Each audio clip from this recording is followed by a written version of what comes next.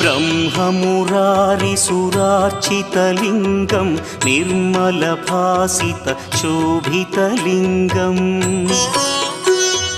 जन्मजदुःखविनाशकलिङ्गं तत्प्रणमामि सदा शिवलिङ्गम् देवमुनिप्रवरार्चितलिङ्गं कामदहन करुणाकरलिङ्गम् रावणदर्पविनाशकलिङ्गं तत्प्रणमामि सदा शिवलिङ्गम्